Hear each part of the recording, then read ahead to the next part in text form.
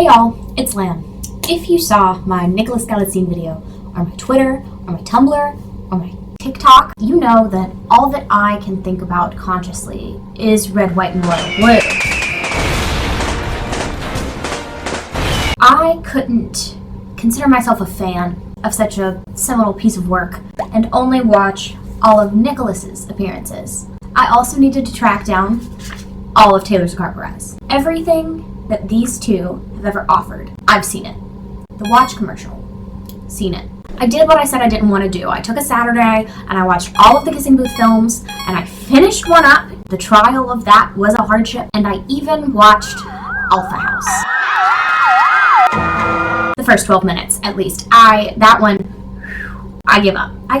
I said all of the Nicholas Galitzine movies were bad, and I feel like Wendy Williams possessed my spirit. She wants me to be force-fed crow. The Nicholas Galitzine movies are leagues ahead of the Taylor Zakhar Perez films. To no one's fault, but maybe Jesus. The only movies that are easily accessible and quick to consume from Taylor Zakhar Perez's repertoire are The Kissing Booth and One Up. And those movies are quite literally the most abysmal films I've ever seen, and I've seen the first 3 after movies. Oh, okay, yeah. Oh, okay.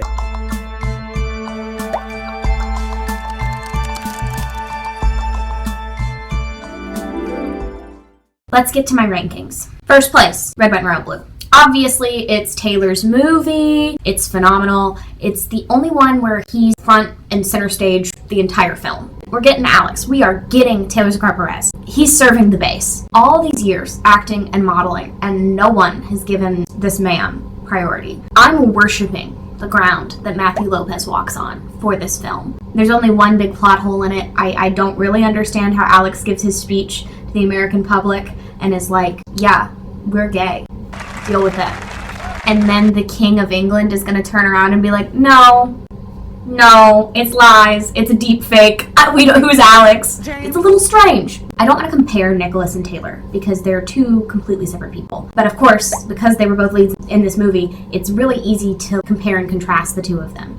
Nicholas has all these roles where he's a lead a lot of the time. He's usually, first or second in the billing credits. Taylor, on the other hand, is usually kind of far down on the call sheet, but that's okay. He's clearly pulled himself up by his bootstraps and made a name for himself in Hollywood, despite the hardships he might have faced given his personal life. He's also kind of struggled to hack it based on what he's been typecast as.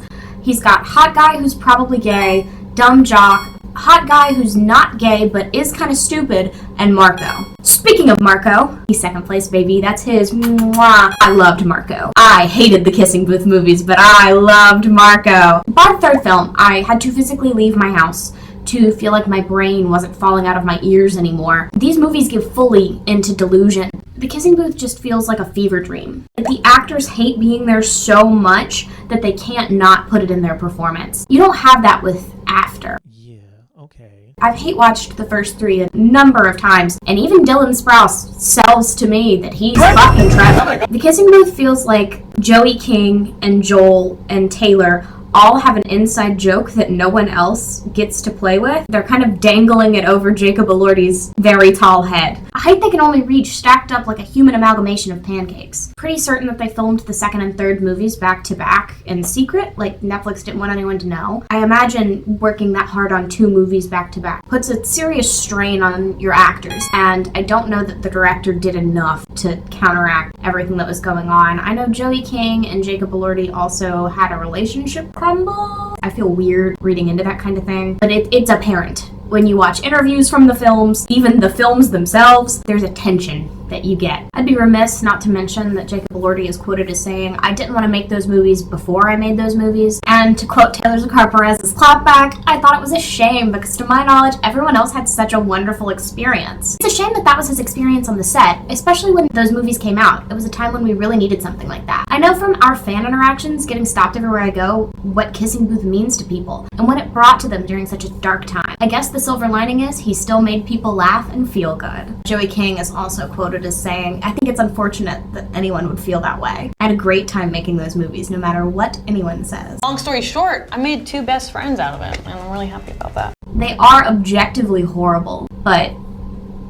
damn if they're not a ride. Of the films, I like 2 the best, and maybe it's just that Taylor Zakhar Perez is really beautiful in that film. He gets a fun little back and forth with Elle, where they're kind of enemies to lovers, which is really cute. 3 is the hardest to believe, in my opinion. I really wish that they'd kind of just focused on more nonsense of like Noah versus Marco. I don't care about the subplots. I don't care about Elle's dad's girlfriend. I don't care about Lee's girlfriend. I want the love triangle film. That's what I'm watching. I'm watching The Kissing Booth, the love triangle movie. And I don't care about this house that we may or may not lose. Maybe it's just that suspension of disbelief was broken in the last 30 seconds of the second Kissing Booth film, because she would not still be indecisive about colleges by the time she is graduating high school unless her graduation ceremony was in March. I went to a small university, new student orientation during the summer before my attendance, and I hated it so bad that I called my backup college and asked if I could still go there and still get my scholarship. They said yes. The thing about these 2 colleges, they are private,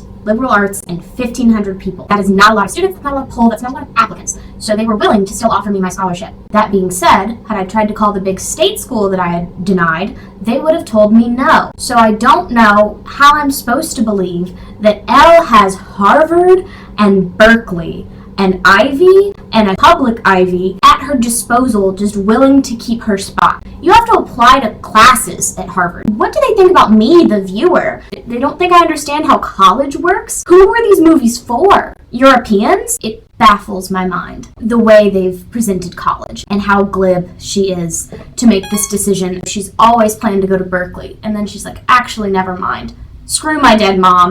I'm gonna follow a boy to Harvard. No one cares about her money issues. They don't really even seem to play a part. On top of it all, we have the other boy who would gladly have stayed in California with you, but you told him no, so now he's fucked off to New York. What is the point? Additionally, they kind of play her going to USC like going to a community college, but that's still a really good school. I thought Marco was a really good fit for Elle. He was good at getting her out of her own head and good at understanding what she was going through. I liked watching the DDR competition. I thought it was, an interesting facet of Elle and Lee's characters that obviously Noah would never be a part of, and the fact that Marco could kind of made him seem better for her than Noah, to me. Choose Marco! And maybe I'm just not the target audience, but at this point, I don't know who is. Is it people who want panty shots of Joey King?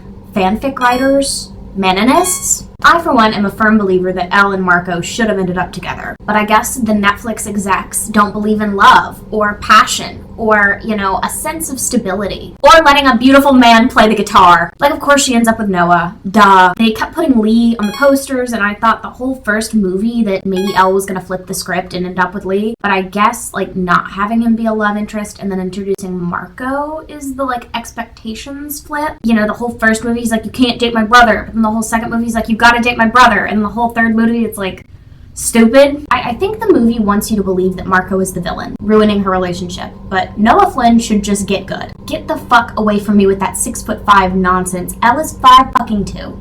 She doesn't need all that. She looks ridiculous. She looks like his daughter. She looks like a kindergartner walking next to him. I can't stand how tall he is. I think it's repulsive. I don't think anyone should be that tall. I would have loved if Marco had been standing at that final kissing booth instead of his jolly green giant ass. Call me Katy Perry the way I'm yearning for the one that got away. I know people like Jacob Elordi, but I haven't seen Euphoria or Saltburn or... I have a fix-it-thick. For Saltburn? No. Oh, Kissing Booth. Yes, obviously. Okay, so we take beautiful Marco, and he's so sad about Elle choosing Noah at the end of the Kissing Booth 3. So he goes out to New York City to follow his dream of being a musician, like the movie says, yes. And he meets an upstart violinist with a beautiful ballerina girlfriend who's not treating him right, so then... Hey! You can't just ship every character that Taylor plays with every character that Nicholas plays. They are 2 separate people with 2 separate careers, and they're coworkers. They might be acquaintances at best. This is ridiculous. Hang on, you don't even like crossover fix when it's Baz Pitch from Carry On and Alex Claremont Diaz. You have people blocked over it. No, I don't. Yes, I do. Exactly. As I was saying, It's like you just want the men, like Nicholas and Taylor, to fuck, not their characters. 2 hours later. What? Ever heard of escapism, sweaty? Let's discuss.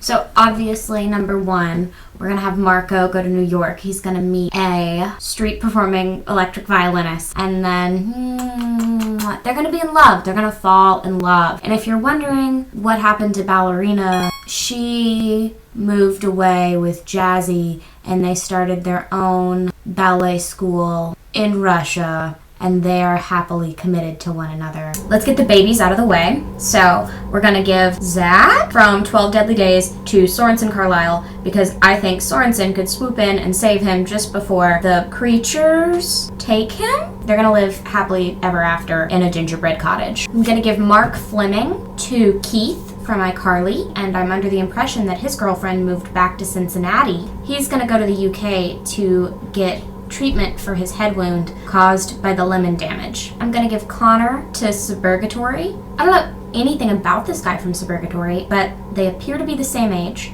I'm gonna put Idea of You, I think it's something that starts with an H. Is it Hayes? With whatever the boss from High Expectations was named.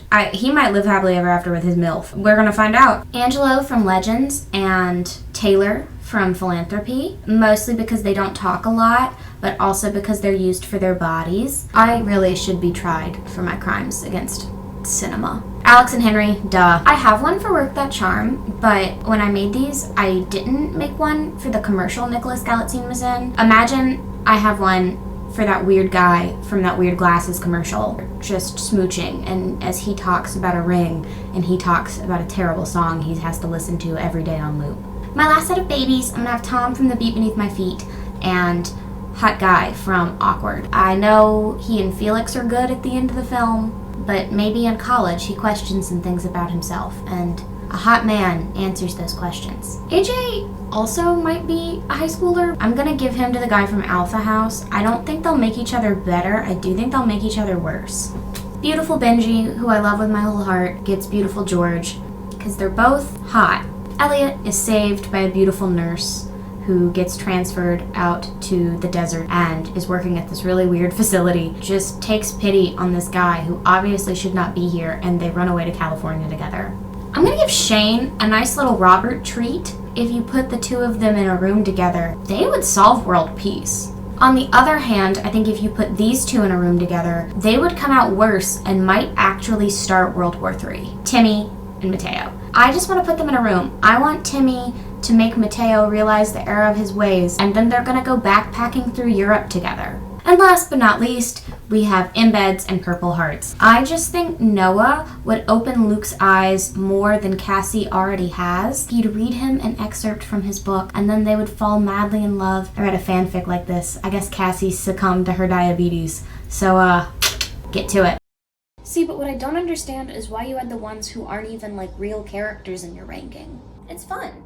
Right, yes, fun, and not this obsessive, compulsive urge and a yearning for a relationship that you've imagined in your own head with one or the both of them, and now it's fictional and parasocial, and you have to make them... They're human beings with their own private lives and personalities, and no matter how much you look at Twitter or pictures of them or, like, movies that they've been in, that doesn't change that.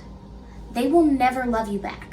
Is it so evil to fantasize about running into Nicholas Galitzine in a coffee shop and telling him he's the most beautiful man you've ever seen in your entire life, and having him look into your beautiful eyes, and you stare back into his beautiful hazel eyes and notice the mole on top of his lip, and you tell him that he really just is so gorgeous, and you maybe lie and say you're off social media so he doesn't see the drunk DM where you said you wanted to take a bite of him like a birthday cake, and immediately link it back to you, and he gives you his private Instagram, and you do eventually make one for him where you curate a kind of cool artsy vibe, and he slowly opens up about the hardships of being on the road and everything else that he talks about in Comfort on Spotify, and you say that, like, you listen to it and you really, like, relate to the song, and then you open up and say you've actually seen all his films just sort of as a curiosity after you met him but not before, so it's not like a fan thing. It is like an appreciation for his work and his ability in the craft and the way his jaw muscle moves when he performs, and how he really just puts his all into everything that he does, and he's so beautiful, and it's so hard to, like, see someone bare their soul through acting, and like you also as a creative understand that process and the effort that goes into it,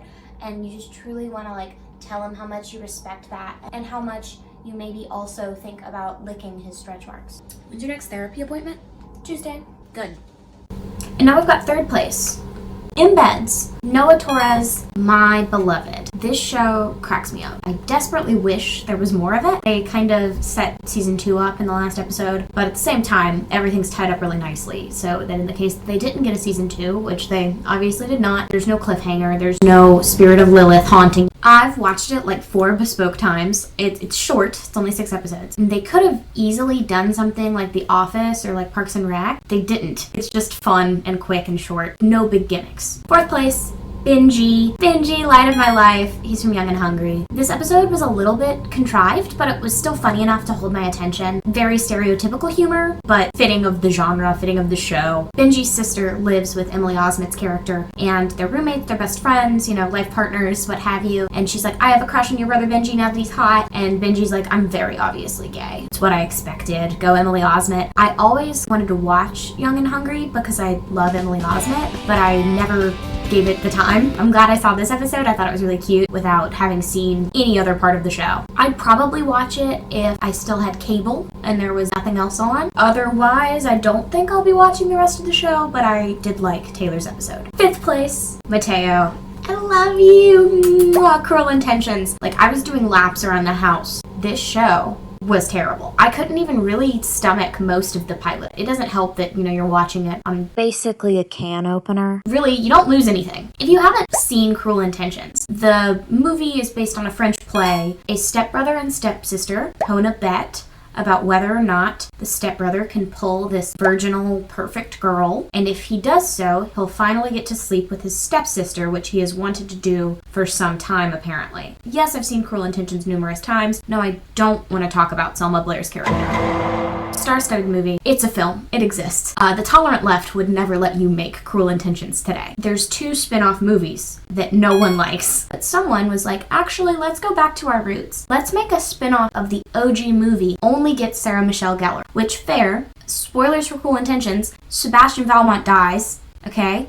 But not before he has time to impregnate Reese Witherspoon, apparently. For this reboot, his son is gonna go live with his ex-stepsister, who he wanted to canoodle with. The premise is that his son is like really mad at, it's not Reese Witherspoon anymore, they couldn't get her back, so it's this woman who's replaced Reese Witherspoon, so I am not endeared to her in any way. But he's mad at her for like lying about his dad, I guess, and not telling him about his family. So then he's got a relationship with his step-cousin, like double step-cousin, so it doesn't really matter, but she's got a history with this guy Mateo, and then you're kind of to understand he's like bisexual and hot and gonna be this guy's awakening. I wish we had more Mateo. Give me more Mateo. Look at how beautiful he is. Look at how beautiful he is. He's beautiful. The weird part of the reboot is not Taylor Zakhar Perez's character on a boat doing all the drugs in the world and inviting the cousins into his boudoir. It is when that mystery gang is joined by Catherine, who fucks the ghost of her stepbrother while her stepnephew watches. So, 6th place. Minx! Shane Brody! It was so good, even though his time on that show is relatively short-lived. I thought he was hysterical. He was so funny. He plays dumb so good. He says, I'm pretty and I know how to pretend to be stupid. The rest of Minx is honestly really amazing, too. You should probably give it a watch. It's genuinely amazing that he's really only in, like, 2 or 3 episodes, but he does wear a slutty little fireman outfit, so, like. 7th place. iCarly. Keith. He made me giggle. He made me laugh. He got hit by a lemon. My TV didn't want to play this episode for some reason, so I watched the first 2 minutes, like 4 bespoke times before I finally got to see him be on screen for 15 seconds in a way that I'd already seen completely and captured on TikTok, so it was really silly that I watched this episode thinking he might come back. 8th place, Philanthropy. His name in this is like Taylor Sexy Thighs or something. And it was really fun. You know, awful rich people eating sushi off of him. Not really listening to him. He's too hot for his own good. It's a little odd. I get the gist. It's kind of yucky and gory by the end, too. Imagine this was just like a passion project for a group of friends. It was equal parts, you know, funny and strange. It felt kind of like a Star Kid musical got a short film adaptation. 12 Deadly Days with Zach? I wish he had more than 2 lines. He's her hot boyfriend who comes and is like, woo, you got into whatever university, and then could take it or leave it. This was a YouTube Red show. I don't even think it's called that anymore.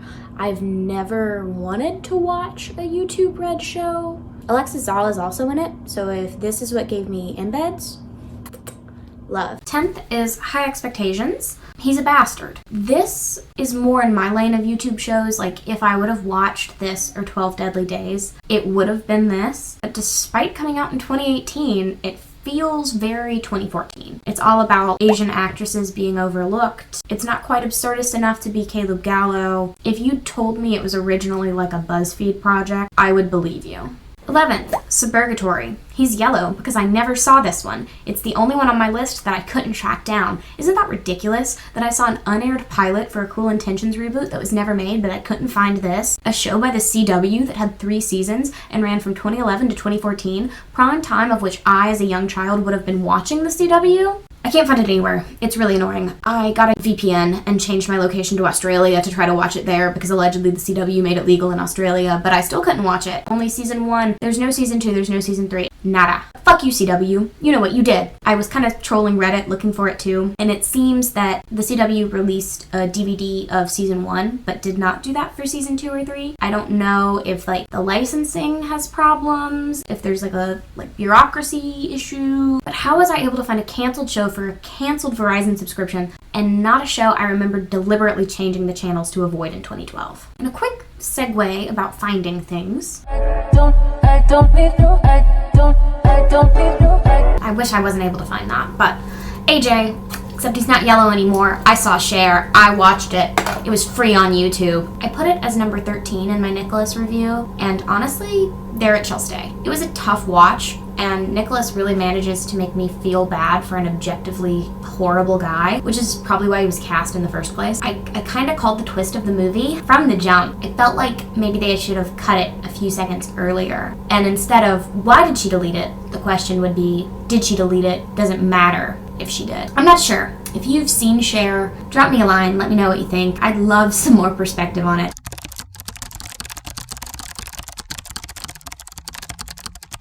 12.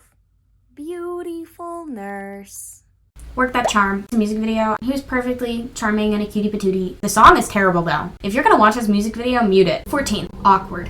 Dear God, this show blows ass. What the fuck is Lauren Lungrich doing? He's in it for all of 30 seconds and he's just like a hot guy at a party, and the concept is that like she's mad at her boyfriend not being her boyfriend because they're just gonna be friends, but then she's jealous. It's just dumb. It was dumb, it was dumb, it was terrible, it was terrible, it was terrible. I've never watched a show where the main character sits there and goes, why was I upset? Was I really still into Brian after all this time? While the plot of the show is happening. It's still, not last in the ranking, and I think that's just a testament of how bad everything from here on out really, truly, deeply is. 15. I don't even want to talk about this one. Alpha House. Okay, this movie is softcore porn. I'm just gonna get it out of the way. It is. I only watched the first 12 minutes. I checked out when his character said, I'm leaving.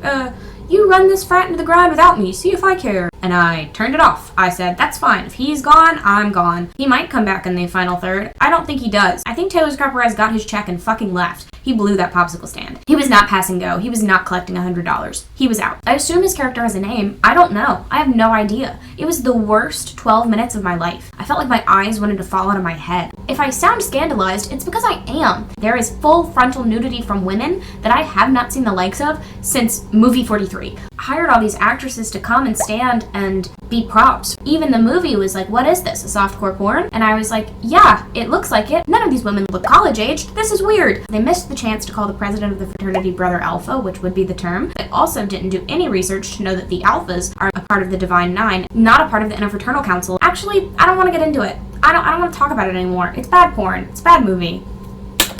Don't watch it. Number 16, Scandal. Notice how I don't have a picture for Calvin. I don't think he's real. Who's Calvin? Was Calvin kept for time? Is there a DVD version of Scandal? Was he talking to Liv? Was he getting Melly coffee? Was he Cyrus's beautiful boy? I've watched Cyrus Bean become evil numerous times. I like Scandal. It's one of my favorite shows. I don't understand who is Calvin. They don't let you have credit as an extra on IMDb, so like, what line did Calvin have that I missed? I'm thinking I blacked out and went to the nether realm, and I just don't know where my spirit goes when I turn on this specific episode. Season 7 is notoriously bad because every episode starts, comes to some conclusion, and then ends with the next episode saying, actually, never mind, screw that, we'll start over from scratch. But season 7 really just will not let sleeping dogs lie. It's just not. He's not there. He doesn't exist. He doesn't exist. He's fake. He's a fake boy. Who's Calvin? I rewatched it again, painfully closely, paying attention to scenes that I do not care about. I find it really just grating and insufferable. Liv and Jake and Melly all playing 3D chess, and it won't matter in 2 episodes. If Taylor's in this episode, he's one of the reporters at Liv's presser. I have no idea how he got credited for this. There's like a million people in that scene, and there's like one that I faintly think could be him. Yeah, I don't know how it's named. I don't know where Calvin came from. He's not in the credits. One up. I should look up what his name is. I should know his name. I watched this movie. Hey, he's on the poster for this movie. Good job, babe. Like he's my husband. Dustin. Taylor also knows this guy is an asshole. Like, when talking about this movie, he's like, he's the worst guy you'll ever meet or see. He truly is. He's just the worst. He's the scum of the earth. He's a gamer, and he's a douchebag. I know, Lamb, why'd you say the same thing twice? Does this movie have some good, feel okay moments? Yeah. Does non-existent Calvin still rank above it? Yeah. Was it absolutely written by a man? Yes. There's only men. The producers men. Directors men. I know they think they did something with this movie, but Christ, it's so bad. I was gagged and gooped. I couldn't believe this movie made it through production. It hates autistic people, and it hates fat women, and it hates women. They were probably going for maybe like a Belle Delphine kind of insert character for her, but it didn't land. It was just weird. It was just strange. Including, but not limited to, this microaggression. Sorry, I thought the incel convention was down the street. Oh, then take those size 13s and walk there yourself. The shoes she had on her. Literally, I don't know what you could have done to fix this movie. They wanted for her to be taken seriously as a gamer. I guess they accomplished that, but at what cost? All of this to say, I've tracked down all of these roles, and Red, White, and Royal Blue is a stellar film for bringing these magnificent actors to center stage. I really hope their careers continue to grow and prosper, and that anyone who's struggling with delusions can find some ways to diverge it. Maybe ask your buddy at the library to make you 30 paper dolls of 2 men who will never know you, and let that be your reality check, if it needs to be. Tag me if you write my Marco X Johnny AU, though. I think that would slap. Don't tag me in Taylor Nick RPF. I'm a reformed Larry. I don't do that anymore. Cool. So what's your fantasy for Taylor? I know you want to tell me. Oh, I don't have one. He likes cryptocurrency and canoeing, and I own an ukulele.